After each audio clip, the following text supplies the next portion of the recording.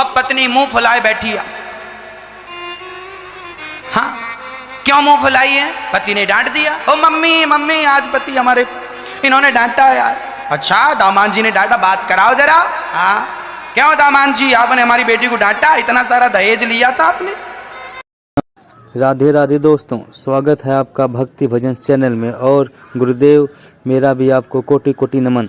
दोस्तों, आज की वीडियो में हम यह जान पाएंगे कि हमें घर परिवार में कैसे रहना चाहिए, हमारे घर परिवार में सुख शांति कैसे बने रहे और पति पत्नी में झगड़ा न हो।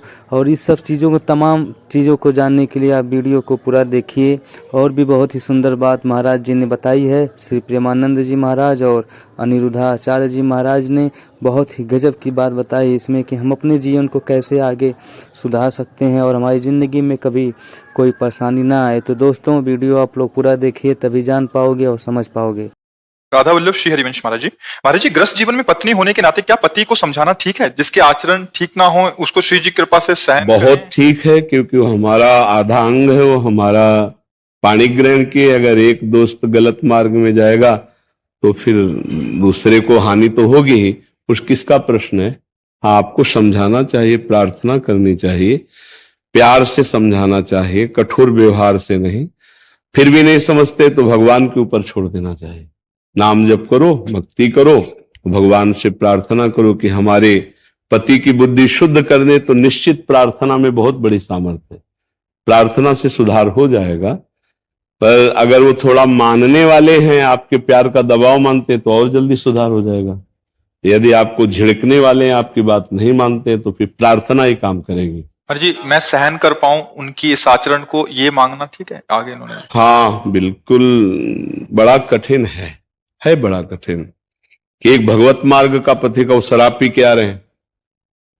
अब कैसे? वो ठाकुर जी की सेवा करती, कंठी बांधे है, तिलक लगाए है, अब कैसे? बड़ी विचित्र दशा होती ना। अब वो पति है, अब उसकी आज्ञा का पालन करना है। इसीलिए जब भगवान द्रवित होते हैं, कृपा करते हैं, तो हमें पूरा परिकर सहयोग वाला मिल जाता है। नहीं तो एक कड़ी परीक्षा है। वो आएगा तब ठाकुर जी को गाली देगा, तुम्हें दे सकता है गाली, और तुम्हें सेवा करनी है, और जैसे व्यवहार करेगा वैसा सहना पड़ेगा।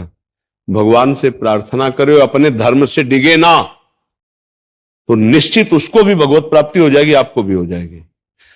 अगर हम अपने पति को भगवान मानकर आराधना कर रहे हैं धर्म पूर्वक, और वो राक्षसी स्वभाव का है, तो या तो स्वभाव बदलेगा और या तो पधारेगा, तो उसका कल्याण हो जाएगा तुम्हारे बल से।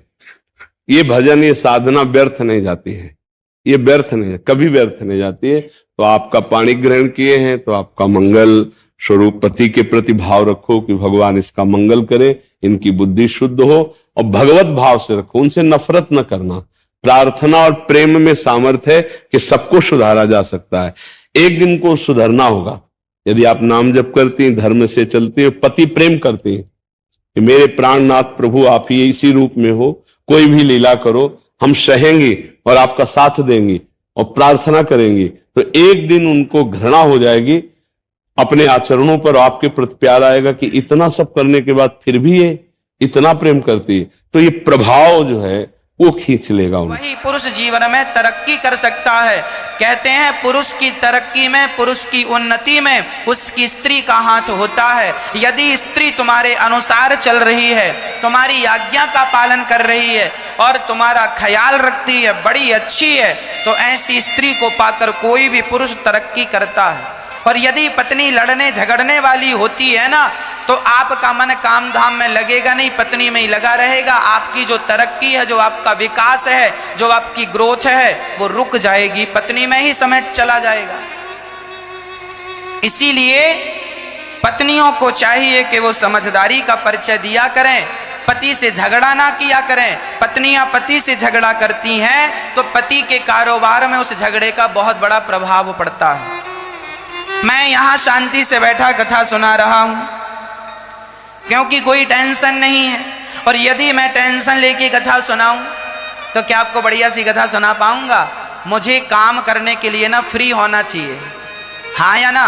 आप भी फैक्ट्री चलाते हैं, दुकान चलाते हैं, काम करते हैं, तो पुरुषों को घर की तरफ से पत्नियां सब काम संभालें, बच्चों का काम, बेटी का काम, सब घर का काम पत्नियां संभालें। पुरुष खाली रहेगा तो वो अपनी फैक्ट्री को, दुकान को, मकान को बढ़ा सकता है, कारोबार को बढ़ाएगा, इज्जत पद प्रतिष्ठा सब बढ़ेगी। और पति पत्नी में ही लगा रहा। अब पत्नी छोटी सी बात पर नाराज होके मायके चली गई, केस कर दिया, तो अब पति व्यापार संभाले कि पत्नी का केस संभाले? ऐसे पति का तो खत्म, सारा कल्चर, सारा कैरियर खत्म इसका। अभी अपने जीवन में कुछ नहीं कर पाएगा। जो समय इसकी ग्रोथ की थी उसी समय में ये कोर्ट कचहरी जा रहा है, पत्नी से लड़ाई झगड़ा चल रहा है। समय है तुम्हारे बनने और बिगड़ने का, उस समय में बन जाओ या बिगड़ जाओ। समय दोबारा नहीं आएगा, कान खोल के सुनना। समय एक ही बार आता है जीवन में, उस समय का सदुपयोग कर लो या फिर दुरुपयोग कर लो, मर्जी तुम्हारी। वो समय कभी लौट कर वापस आने वाला नहीं।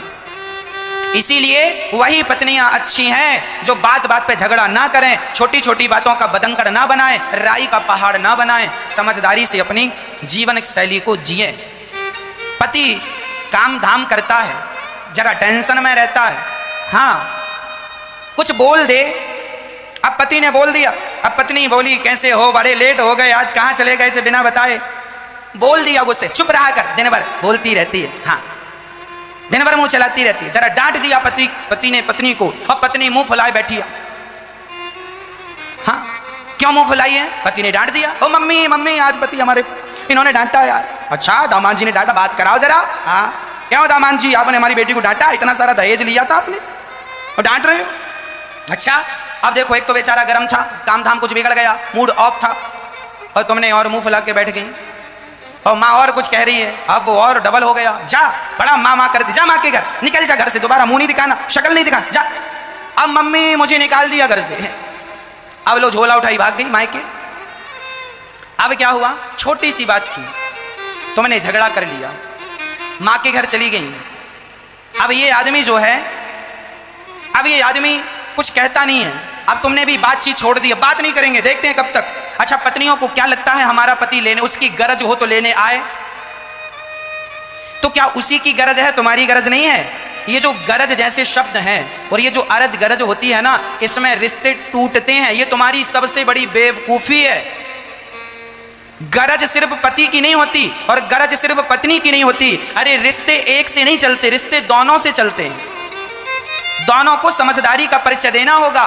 कई लड़कियां मायका में आ जाती हैं, गरज होएगी तो आएगा। 4 साल हो गया पुरुष नहीं आया, 4 साल तक माँ के घर पड़ी थी। पहले तो भाई भौजाई बड़ा सपोर्ट कर रहे थे, अब भौजाई ने भी कहना छोड़ दिया, खा लो। वो कुछ कहती हो ना तो भौजाई डांट देती, हाँ अच्छे गुण होते तो ससुराल से यहाँ क्यों पड़ी रहती। तुम्हारी भौजाई नांग का डसा तो पानी मांग लेता है, पर भौजाई का डसा पानी भी नहीं मांगता।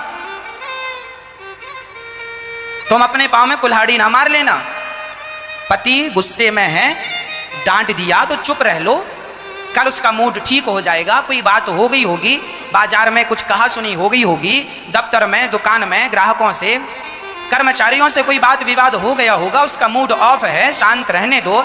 वो तुम्हें डांट दिया ना तो तुम डांट नहीं सुन सकती हो। अरे पति तुम्हें प्यार करता है, आपका पति तुम्हें प्यार करता है, आपका पति आपको प्यार करता है, तो प्यार जब आपको करता है तो डांटेगा भी आपको ही कि डांटने पड़ोसन को जाएगा? प्यार तुमसे करता है तो डांटेगा किसे? पत्नी भी कई बार अपने पति से शिकायत करती है, पत्नी भी पति को डांट देती है। पत्नी का भी डांटना जायज है, उचित है। अरे पत्नी जब प्यार तुमसे करती है तो अधिकार भी तो तुम पर ही है, तुमसे ही कहेगी, तुम्हें ही डांटेगी, तुमसे शिकायत करेगी। तो पत्नी का डांटना भी उचित है और पति का डांटना भी उचित है, पर डांटने के बाद उस बात को बहुत बड़ा बना लेना, ये तुम्हारी मूर्खता। उस बात को खत्म कर दो, भूल जाओ। पति का मूड सुबह ठीक हो जाएगा, कुछ मत बोलो, अपना काम करती रहो, सवेरे अच्छा हो जाएगा। बहुत बहुत धन्यवाद दोस्तों वीडियो पूरा देखने के लिए। दोस्तों मुझे उम्मीद है कि आप लोगों को यह वीडियो बहुत ही अच्छी लगी होगी। तो दोस्तों ऐसे ही वीडियो देखने के लिए हमारे चैनल को सब्सक्राइब करिए, वीडियो को लाइक करिए, कमेंट करिए और मिलते हैं एक और नई वीडियो में। तब तक के लिए दोस्तों राधे राधे।